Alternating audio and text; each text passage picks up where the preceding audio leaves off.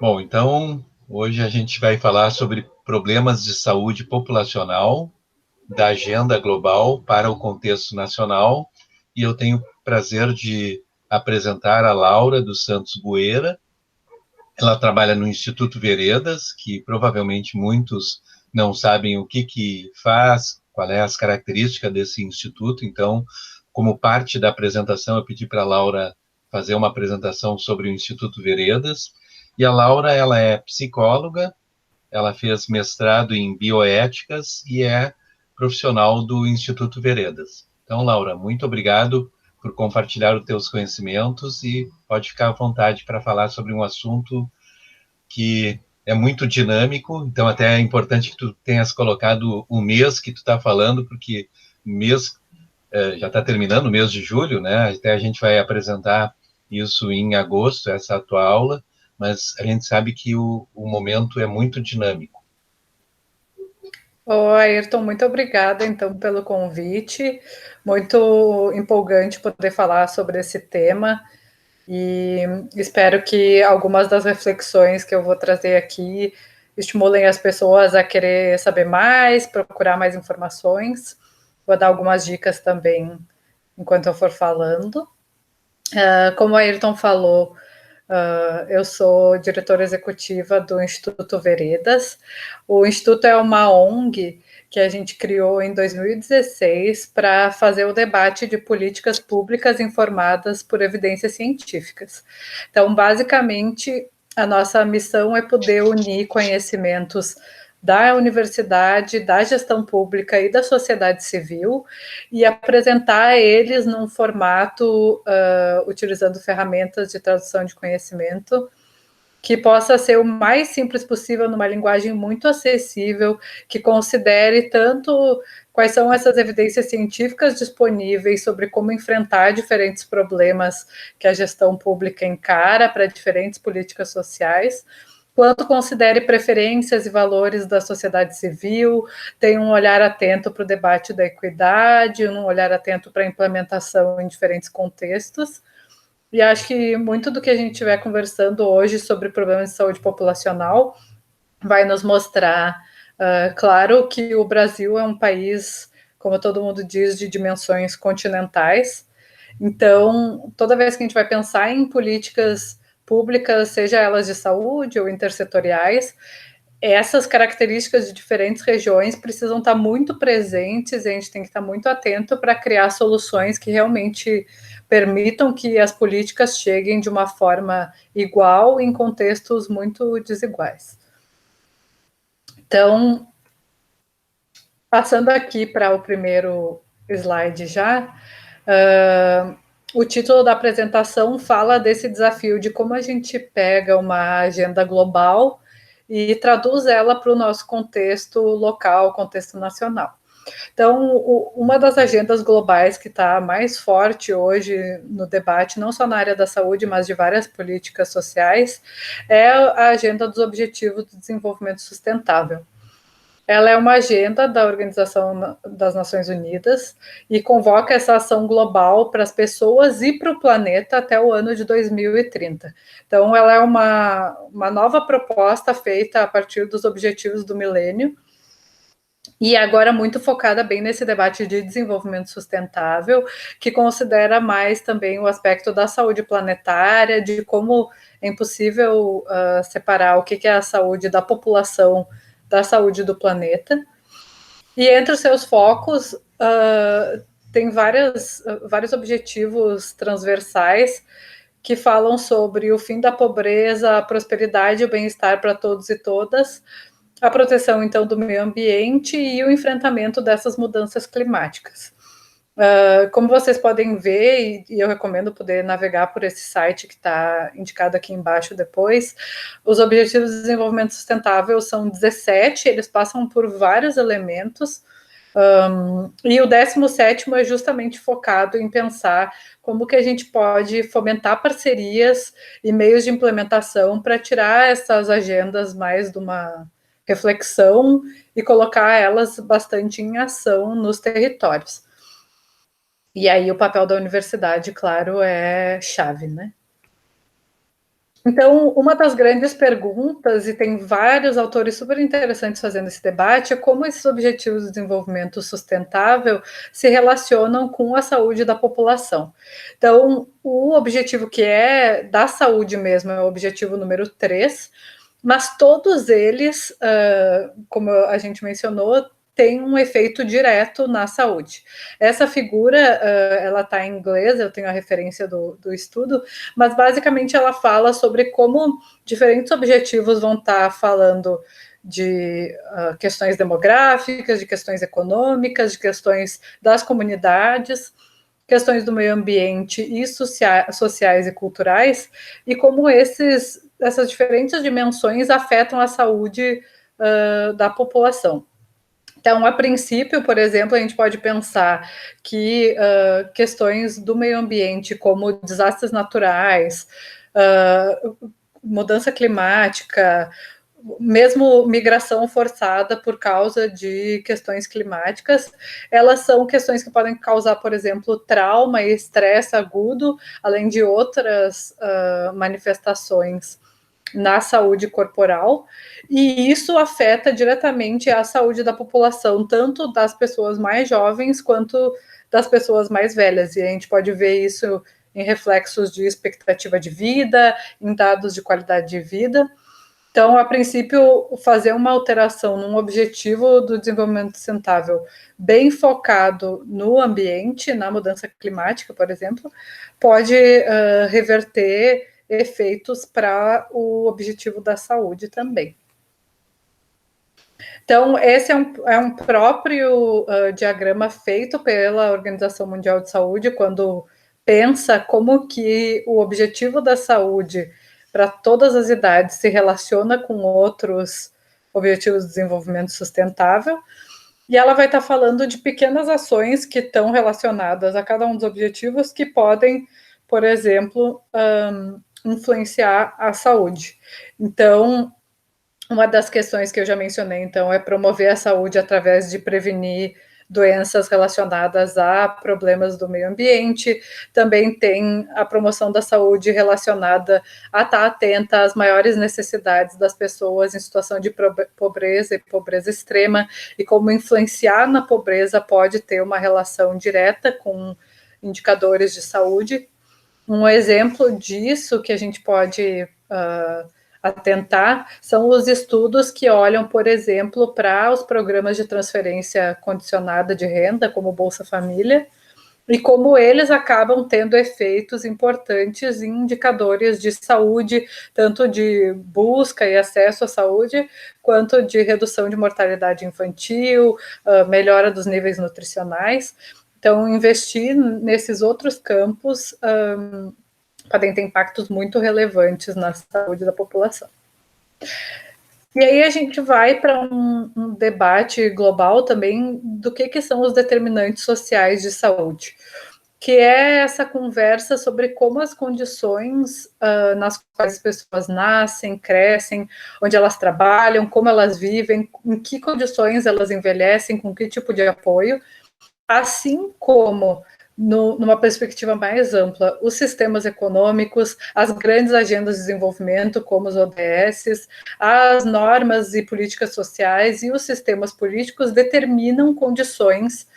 para as diferentes populações. Então, vamos pensar se a gente está vivendo num país e num contexto que existe muito extremo racismo, o quanto isso pode afetar, sim, a saúde da população preta. Se a gente está vivendo num lugar de desigualdade extrema, onde uma parte da população tem acesso a saneamento básico e outra tem esgoto a céu aberto cotidianamente, nitidamente isso vai trazer resultados de saúde muito diferentes, né? Então, os determinantes sociais de saúde estão bem focados nas iniquidades em saúde, que são também iniquidades sociais. Então, numa mesma cidade, e tem trabalhos muito legais agora, essa semana mesmo,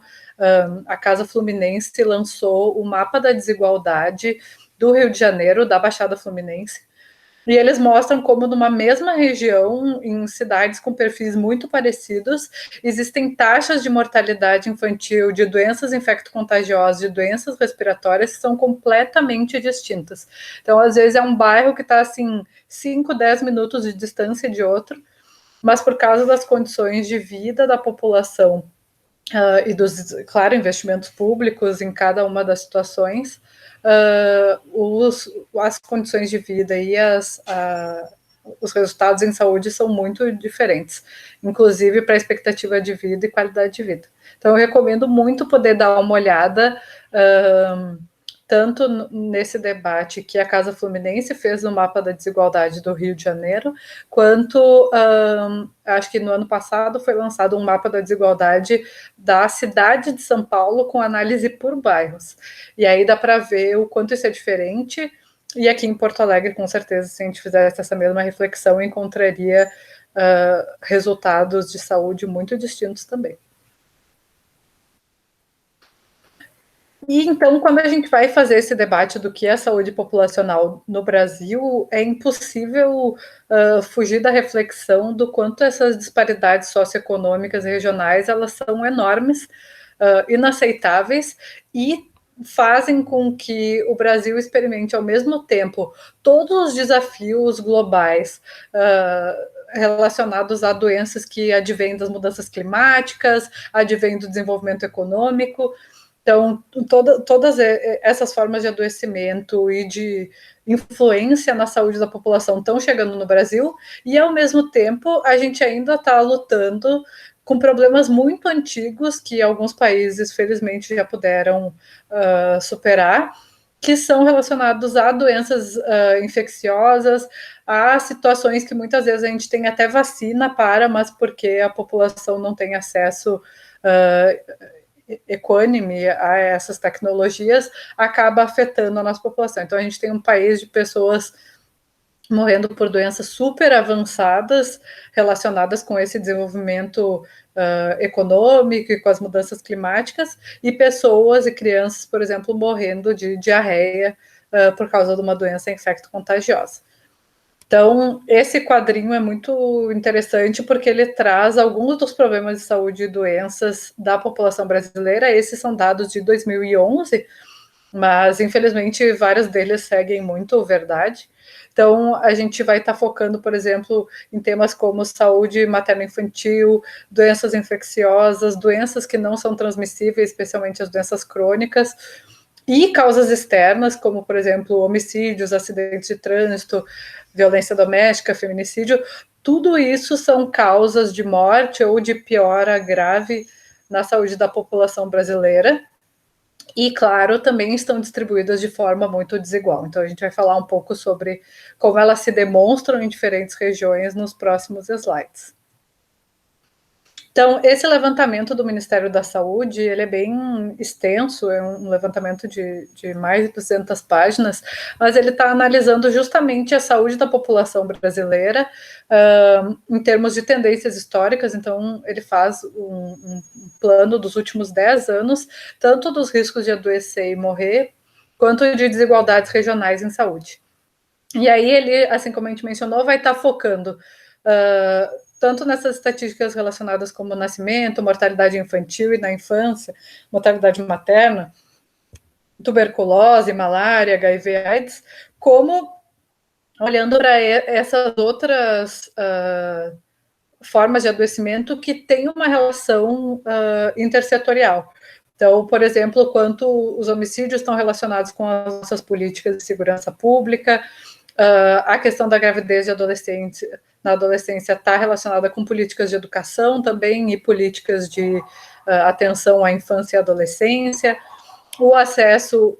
ao cuidado em saúde mental também perpassa diferentes áreas e discursos, por exemplo, especialmente quando a gente vai focar no uso de álcool e outras drogas, até chegar numa análise de como foi evoluindo na última década o campo da saúde ambiental no Brasil. Então, eu recomendo bastante dar uma olhada nesses gráficos, tem reflexões muito interessantes. E aí, para fazer uma análise de caso específica, eu trago essa situação das doenças crônicas não transmissíveis, que apresentava uma tendência de estabilidade, então, nas taxas de mortalidade entre 2015 e 2016, não nas taxas de incidência, que tem uma crescente bastante marcante, mas sim nas taxas de mortalidade, por todos os esforços em construir uma rede de atenção às doenças crônicas, de poder pensar diferentes fatores de risco que estão relacionados.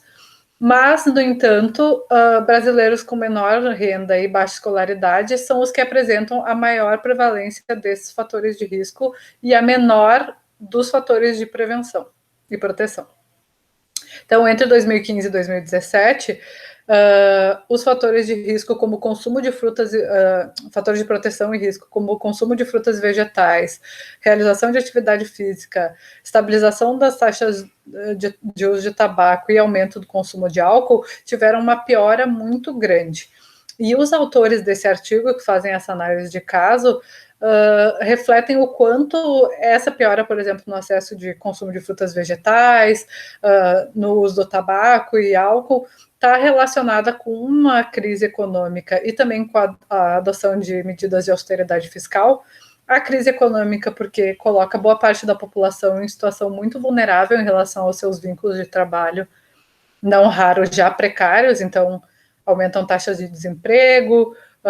as pessoas começam a ter maior sofrimento relacionado a essas inseguranças, e as medidas de austeridade fiscal que acabam afetando diretamente as ofertas de ações e serviços do SUS, sobremaneira aquelas ofertas de ações e serviços voltadas à prevenção e proteção em saúde. Então, eles traçam esse panorama onde a questão econômica está diretamente relacionada com o quanto a população consegue acessar fatores protetivos, consegue ter uma condição de vida minimamente segura para poder atentar também para a sua saúde. E esse boletim do PROADES de 2018, ele também é muito interessante para nos fazer refletir sobre esse aspecto das diferenças regionais e como as metas do Objetivo de Desenvolvimento Sustentável, especialmente as metas relacionadas ao Objetivo 3 da saúde, diferem se a gente olhar para diferentes regiões do Brasil. Então, se a gente está pensando o nível brasileiro, dados do Brasil como um país inteiro, muitas vezes dados do Sudeste ou do Sul puxam para cima alguns indicadores, mas quando a gente estratifica por regiões, vai vendo que tem situações muito diferentes. Então, um dos exemplos que eles utilizam é olhar para os dados de índice de mortalidade materna e infantil e a disponibilidade de profissionais de saúde por habitantes, né? Então, o quanto as políticas de formação de recursos humanos, daí diretamente vinculadas também à questão da educação, conseguem chegar ou não em diferentes regiões do nosso país. Então, vocês podem observar aqui nesse primeiro gráfico dos óbitos maternos, o quanto o norte e o nordeste, são essas primeiras linhas azul e rosa, estão distantes da linha cor de vinho, que é a linha da média brasileira,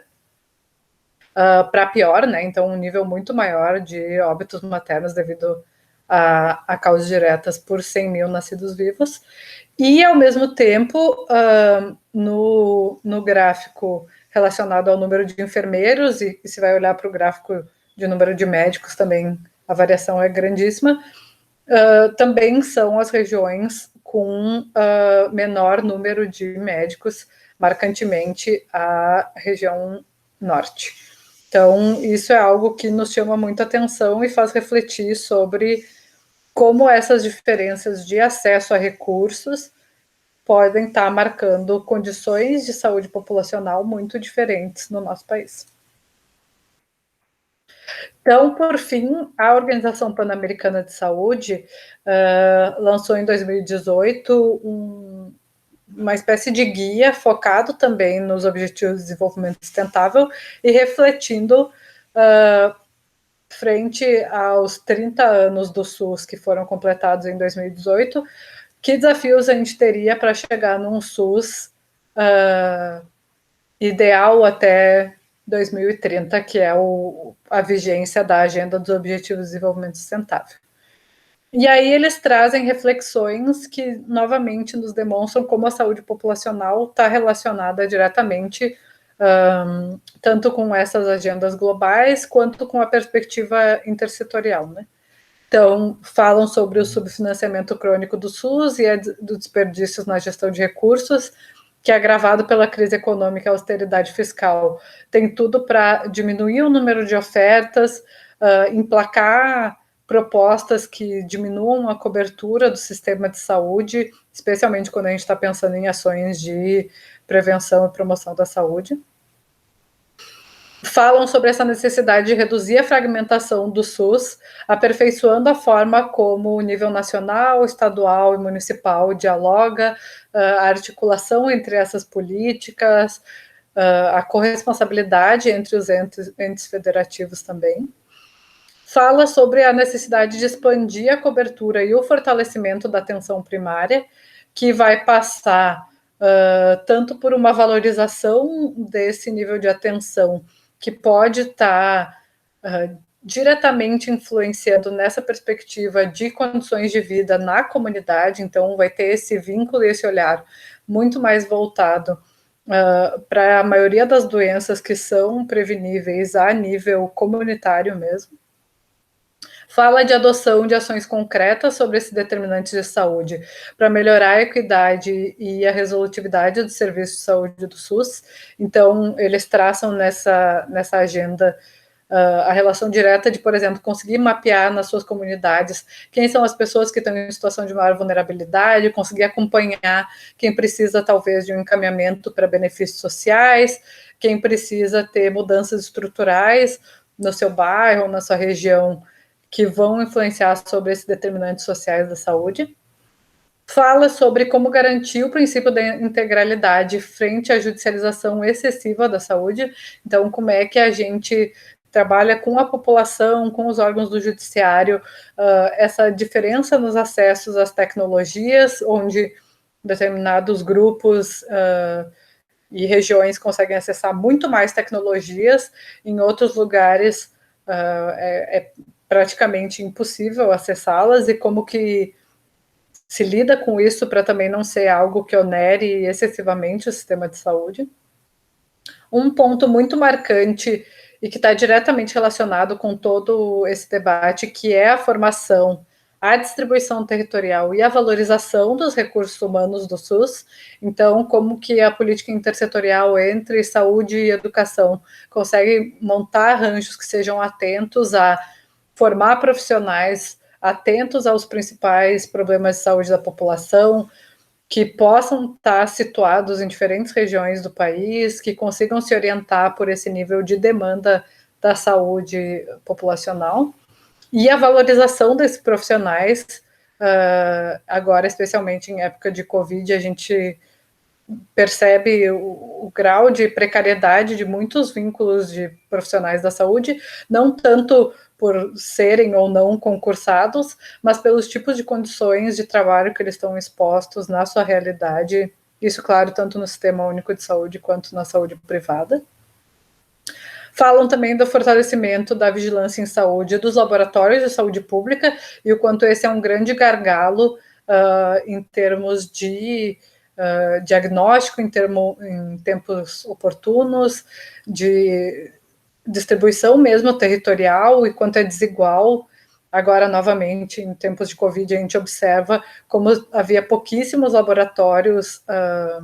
habilitados para poder fazer o tipo de análise necessária, e a ciência precisou correr atrás de soluções para isso. E, por fim, mas não menos importante, o quanto é necessário aprimorar as estratégias e mecanismos de participação social no SUS, no momento que a gente compreende, claro, que os determinantes sociais estão relacionados com as condições de vida cotidianas da população. Obviamente, quem está vivendo na carne, na pele, essas condições de vida e essas diferenças, que consegue dizer melhor sobre como o sistema de saúde precisa também se adaptar para conseguir dar conta das demandas de cada território distinto. Então, basicamente, é uma apresentação para trazer para vocês vários materiais que eu considero que são muito interessantes para a gente aprimorar o olhar tanto regional da saúde no Brasil, quanto essa tradução do que é uma agenda global. Então, todos os países estão debatendo os Objetivos de Desenvolvimento Sustentável, mas como eles se traduzem para o nosso país e para cada um dos diferentes territórios do nosso país, de forma a promover equidade e, de fato, avançar na promoção em saúde da nossa população. Então, obrigada, esse é meu e-mail, e eu vou interromper agora o compartilhamento aqui. Muito obrigado, eu vou interromper a gravação e eu volto para a gente discutir, para não ficar muito longa a gravação dessa tua aula. Muito obrigado, então, Laura.